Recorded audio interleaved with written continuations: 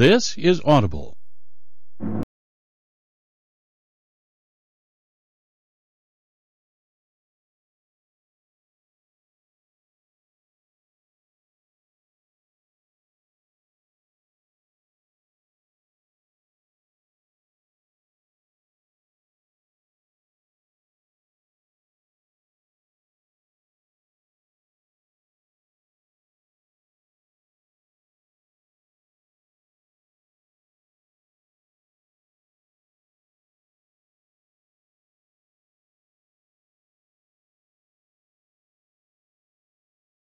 June 2009, I didn't know much about the Association of Community Organizations for Reform Now, ACORN.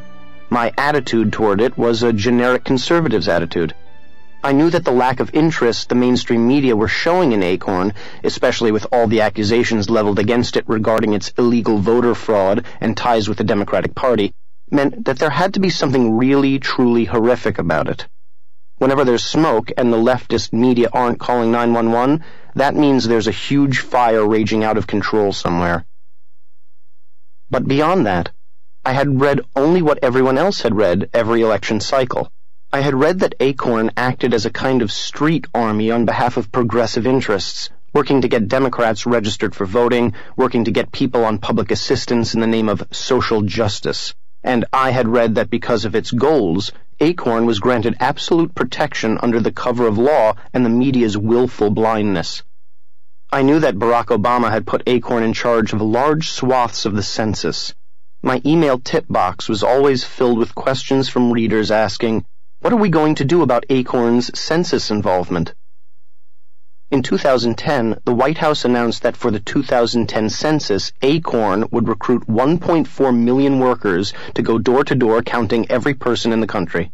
This in spite of the fact that ACORN had been linked with severe voter fraud in states ranging from Washington to Pennsylvania. So people were worried, but ACORN was not my number one target by any stretch of the imagination. Then a young man named James O'Keefe walked into my office. He showed me a set of videos.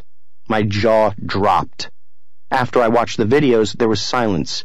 Then he turned to me and said, "We're going to take down ACORN." "No," I replied.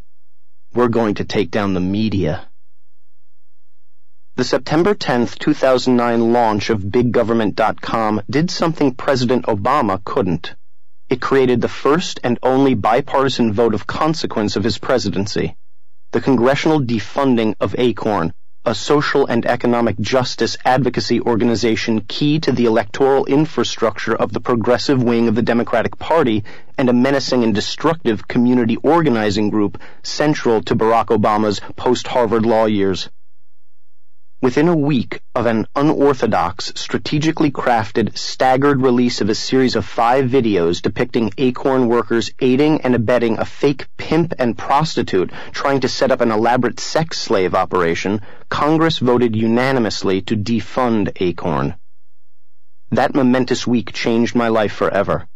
And I believe it helped instigate a winnable new media war against the progressive movement and its standard-bearer, President Obama, as well as the vast left-wing media apparatus that rigs the national narrative in the pursuit of partisan politics.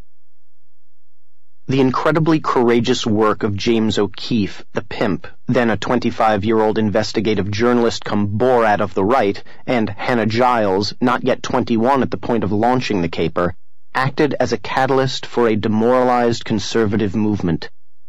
The hope and change had begun to wear off in the latter part of the summer of '09, and the Tea Party movement had already begun. But the conservative movement lacked a clear victory to rally the troops around. The ACORN videos became the rallying point of a resurgent conservatism and served as a wake-up call to millions of patriotic Americans that individuals can make a huge difference, especially now with an empowered, media-savvy internet army. That's right. An army. Make no mistake, America is in a media war. It is an extension of the Cold War that never ended but shifted to an electronic front.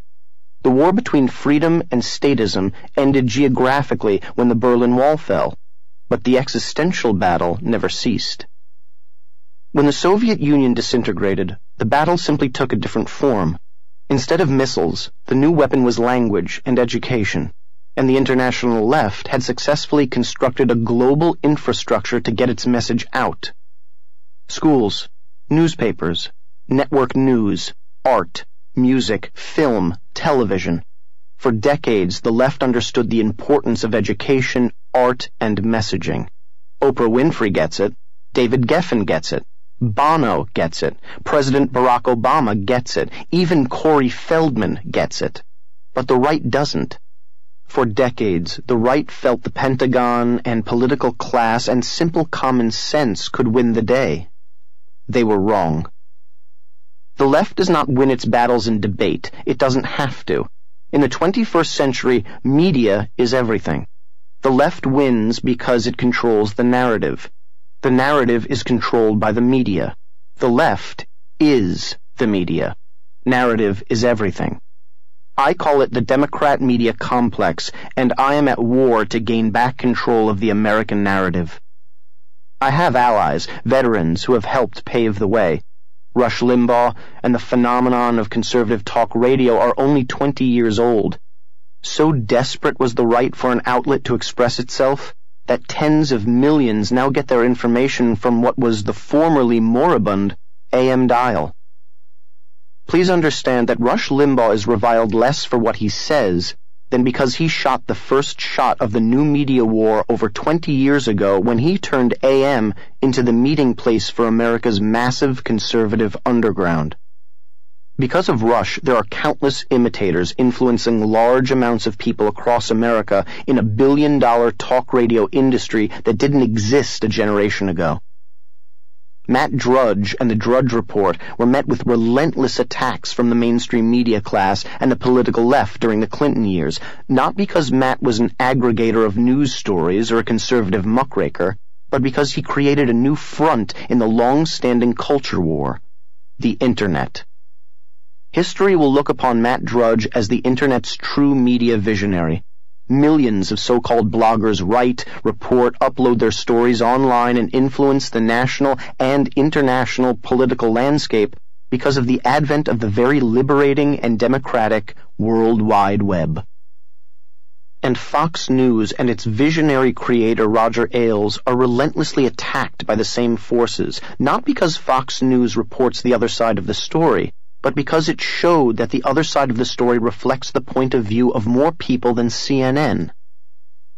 The constellation of AM talk radio, the Internet, Drudge Report, plus countless bloggers, and Fox News represent the successful, better-late-than-never counterattack against the left's unchallenged control of the culture of a center-right nation. And this counterattack needs field generals, platoon leaders, and foot soldiers ready to storm every hill on the battlefield, to not yield an inch of ground to the ruthless, relentless, shameless enemy we face. I volunteered to fight in this war. I have risen through the ranks and now find myself on the front lines with an army of new media warriors following me into the fray. It is no longer a choice to fight. I am compelled to fight. The election of Barack Obama, facilitated by the Democrat media complex that was aligned to usher him into his rightful and deserved place in the Oval Office, was the tipping point for my full and unyielding commitment to this war. Why? Because I saw early on that his was literally a made-for-television candidacy. I knew the fix was in when Oprah Winfrey featured Obama twice on her mega-influential daytime show. One appearance on Oprah is enough to make a person a household name. This former state senator and community organizer was being given the star treatment as a junior senator from Illinois. For a Democratic Party plagued with sad clown Al Gore in the 2000 election cycle and the ghoulish John Kerry in 2004, charm, youth, and charisma were the obvious components that the next Democratic presidential candidate needed to have.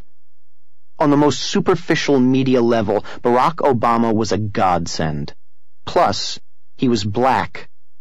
For better, America needed to elect a black president. And the party that elected him or her would forever be granted that historical credit, but also Any criticism of Obama, with his thin resume and shadowy past, could be framed by a like-minded media class as racism, cowing dissent. A lifetime of work putting together a media and cultural system to affirm liberal narratives granted Obama a mega catapult to launch him in a way that no Republican or conservative could ever experience. With the press, the unions, academia, and Hollywood behind Barack Obama, and the American people wanting to get the race monkey off their backs, the Obama presidency was a fait accompli, even if no one really knew anything about him. My assessment didn't make me popular where I live and raise my young family. Angelenos, especially of the West Los Angeles variety, especially those who work in the entertainment industry, don't take too kindly to dissent, if you are a conservative, that is. But I was right. Sure, then Senator Obama was good-looking and sleek and possessed an undeniable gift for effortless, meaningless gab, but all I could think about was how uninteresting he sounded. With all his power and that massive artificial smile, I couldn't envision wanting to have a beer with him. This was a power-hungry man who rose through the political ranks in corrupt Chicago and through the corrupt ranks of modern academia. Without having held a real job, without a personal narrative of fulfilling the American dream in the private sector, without having really done anything, achieving greatness only within the confines of political power doesn't cut it. This man was selling the government, not the individual, as the be-all and end-all. This man was pre-programmed, and I knew what he was selling. I knew I had to stop him, and the Internet was my battlefield of choice. I live on the battlefield. So, here I am, on a United Airlines Boeing 757, 35,000 feet above sea level, sans internet connection, U.S. airspace. My name is Andrew, and I am an internet addict. At this point in my 24/7 digital Wi-Fi life, and for better or worse, that's what it has been since 1995, I must force myself to the mountains, to the jungle, to the middle of the sea, or to an airline that has yet to install in-flight wireless internet in order to contemplate life and communicate in a non-digital mode. And I must do so because I have to write this book. I feel it is a moral imperative and a patriotic duty. It isn't easy. With the thought that I must go off the grid for hours and days on end, my sleep pattern is affected. The waking hours are worse. Old school. There's no other way to write a book. I've watched enough Oprah to recognize I must confess something big, embrace my inner victim to get prime network airtime, so bear with me, it all ties in. I can only write books when truly compelled. The last time I wrote a book, co-wrote, actually, Hollywood Interrupted with Mark Ebner, I had something that needed to be written. This book marks the first time since 2004 that I felt compelled to communicate a set of ideas that couldn't be related on Twitter or Facebook, on a blog, in a chat room, with AOL Instant Messenger, via Skype, or on Blog Talk Radio. It's almost unbearable. The Internet Jones I've acquired feels like what I hear heroin or cigarette addiction is like. If I wanted it cured, I don't think I would or could. It's what I do. It's now who I am. The flights between Los Angeles and New York and Washington, D.C. are especially excruciating. The temporary withdrawals are something fierce. Acute boredom, something the Internet long ago cured, comes back in multiple dimensions. Episodic television, something I grew up on, now angers me. Why? Because I can't control it. I want to go to the menu and delete the laugh track. The plots are plotting. It's all so 1985. Reality TV comes closer to what I want. But I need to be Mark Burnett and Simon Cowell, not to live vicariously through them and the worlds they are creating. The best I can hope for in this brave new wired world is that in the future the Andrew Breitbart Center for Internet Addiction can help future generations of digital heads. For now, I embrace the sickness because it reaps great rewards. In the few dimensions in which I reside, my life could not be better. The war for the soul of a nation and perhaps the world is being fought in the new media, and I am right in the middle of it. My big internet sites hit the ground running and are breaking the types of stories that major newspapers and networks broke in the past. As long as I'm in confession mode, I'll admit I am also addicted to breaking news stories, big, medium, and small. I don't care whether you call me a journalist, a reporter, a muckraker, or a rabble-rouser. Just give me the goods. Let's get the story out there. There is no greater high than watching cable news or listening to talk radio and seeing stories that 5 minutes before were in Microsoft Word format, now playing themselves out, sometimes with major consequence, on the world stage. My dual afflictions, addiction to the internet and addiction to breaking stories, together constitute a new media addiction. And as a new media addict, I am both junkie and supplier. Big Hollywood contributor Patrick Corielch, a brave Hollywood-based artist and media entrepreneur whose name and heroics will play out later in this audiobook, broke the White House National Endowment for the Arts scandal that led to a top NEA employee's resignation. After things started to settle down, Patrick and I shared words about the fact that circumventing old media by using new media, forcing them to cover the story and to shape, control, and even change narratives, was a once-in-a-lifetime experience. I felt like a new media Sherpa. I took Patrick to the plateau, and he saw what could be done. He continues to search for the next big story. It will come. I know it. Patrick is but one in a growing stable of big contributors to my big group blog sites that you'll find out about later in this audiobook, that are tapping into a renaissance of investigative journalism and participatory democracy. The adrenaline that fuels my psyche is almost always in an optimal state. The excitement of the battle, the victories, they're piling up. The enemy is not used to being attacked at foundational levels. With every online victory, new recruits are joining the army. Things are too good right now to worry about something so trite as whether I'm frying my cerebral cortex. The internet has changed and is changing everything, including the way my brain works. Am I the only one? For this radical rewiring of everything, there are pros and cons. Many industries are failing, newspapers most obviously.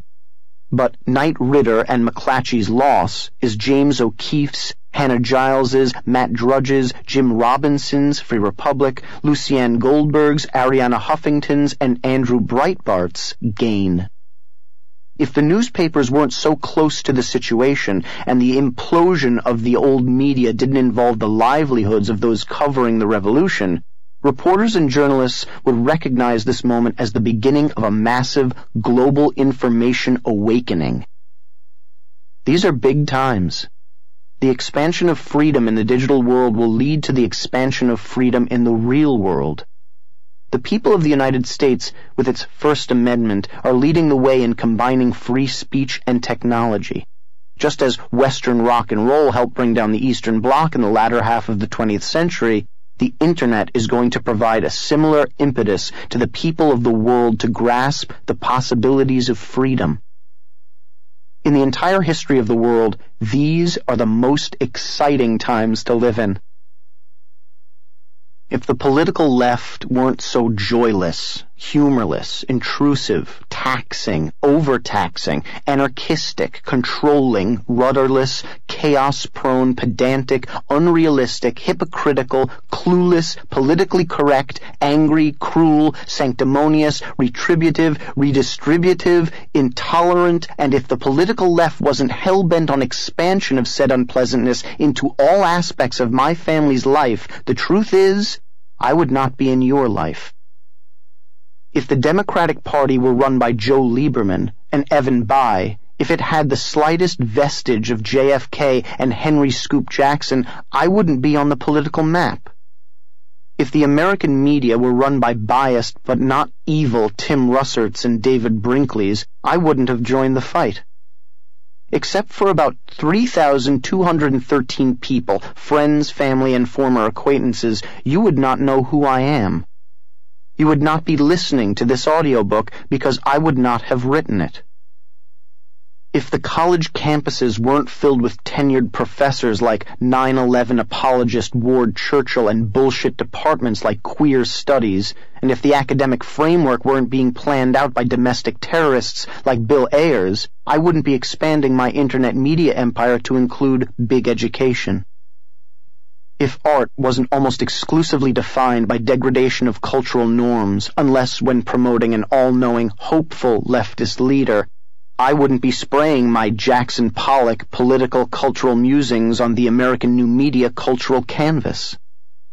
If America's pop cultural ambassadors like Alec Baldwin and Janine Garofalo didn't come back from their foreign trips to tell us how much they hate us, if my pay cable didn't highlight a comedy show every week that called me a racist for embracing constitutional principles and limited government, I wouldn't be at tea parties screaming my love for this great, charitable, and benevolent country.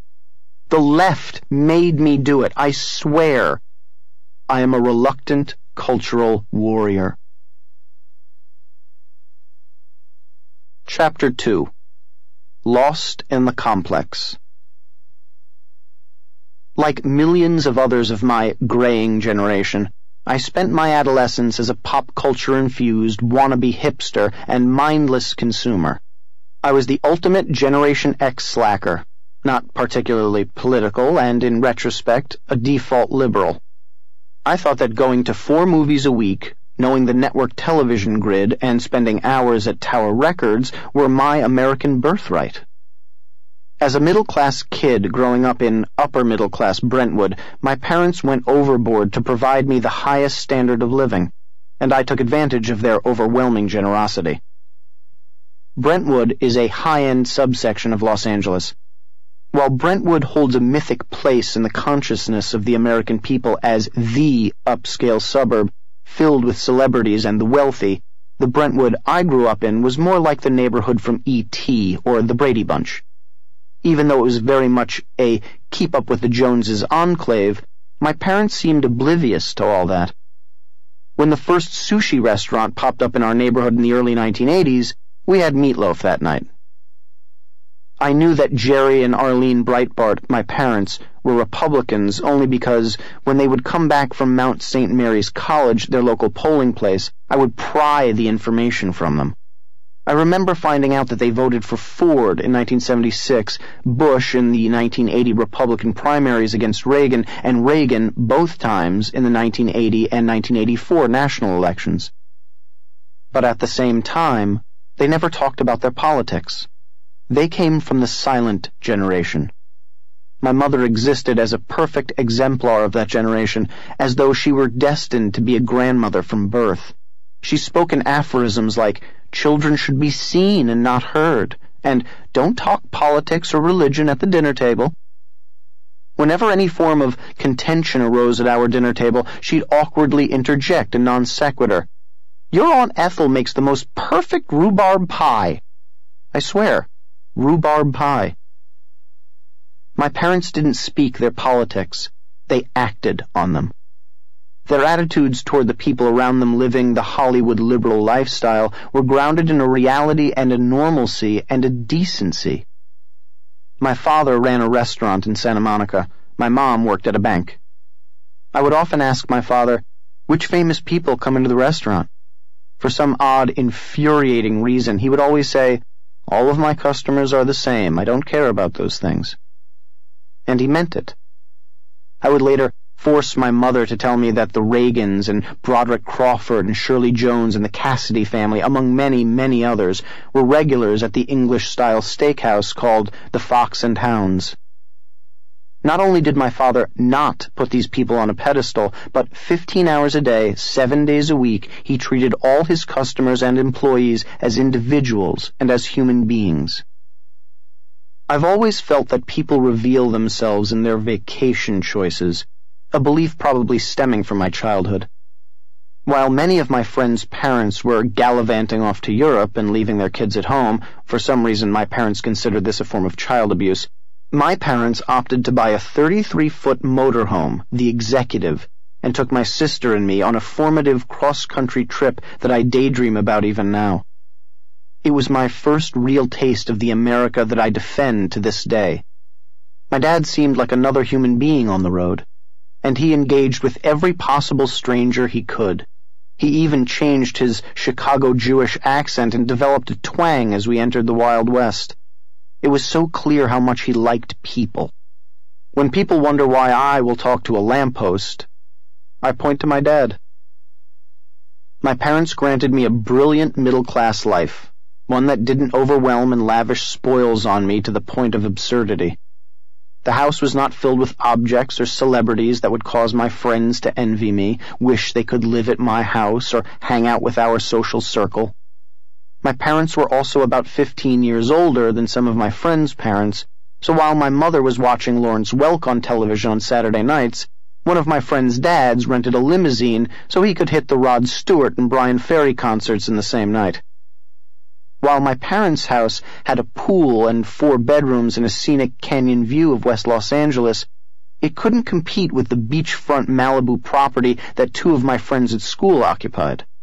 And I'm ashamed to admit, those families existed in an ether that became growingly intoxicating to me.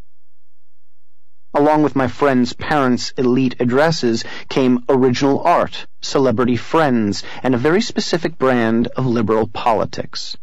Bobby Kennedy, to this crowd, did not just represent a political philosophy, but an aesthetic that started to lure me away from my parents' simple, grounded nature. That, and those pesky palpitations in my loins. Between the lure of a greater material life and my emerging sexual teen persona, my parents' chaste safe haven became less and less appealing, other than as a place to catch some Z's and get 3 free square meals. And in a gesture of trust, my parents granted me the independence to start becoming my own person. I still cry myself to sleep wishing that they had fought harder to keep me in that protective cocoon. My lifestyle began to change as I hit puberty and high school. I recall those years as spent ignoring school as best as possible while spending weekends at the best beaches and private houses behind gates and tall bushes. I took tennis lessons with Steve Morris, the top tennis pro in Malibu, the same guy who taught Farrah Fawcett, Bruce Jenner, Arnold Schwarzenegger, and the entire tennis-playing Van Patten family, Joyce, Dick, Vince, Nels, and Jimmy. After one of those lessons, I vividly recall Schwarzenegger, before his ascent into megastardom, literally terrorizing me and my best friend Larry Solov by hitting ball after ball as hard as he could at us, to the point where we wailed in the corner and he cackled aloud. Yes, the Governator is one sadistic bastard, and yes, I voted for him. Another time, Farrah Fawcett asked me where Steve was. I led her on a 15-minute wild goose chase looking for him just so I could hang out with her for a bit. I've never felt so cool before or since. But every time I came home from my tennis lessons or my elite private school or these exclusive beach houses, I would come home to the cold, stark reality that I was living someone else's lifestyle, not the one that my parents could afford or would have chosen for me. The closest my family got to the prestige of that world was that we once rented out our motorhome to John Ritter from Three's Company. I bragged about it in school for weeks. Then, the ultimate indignity. When I was 16 years old, in order to keep up with my friends, I needed to supplement what my parents were willing to give me as an allowance. I needed to get a job. Delivering pizza for Maria's was probably the greatest job I have ever had. During my last 2 years in high school, even during baseball and football season after practice, I would make a small nightly fortune driving my dark gray Honda Prelude to some of the best real estate in America, to some of the most famous and occasionally generous people in the world. Listening to the Smiths while delivering a spinach calzone to Judge Reinhold in Westwood was bliss. I soon discovered that having 60 or 80 tax-free dollars in my pocket after each shift only enhanced a growing sense of freedom, of independence. I thought I was becoming an adult. It was around this time that I met Mike. You remember meeting these people as an adolescent, the ones who immediately intrigue you, who seemed to intimate vast, unknown continents of knowledge and experience. Mike was one, a mysterious coworker 2 years my senior who went to school across town. Because we shared the same teenage passion for a very specific type of angst-driven British alt-rock, the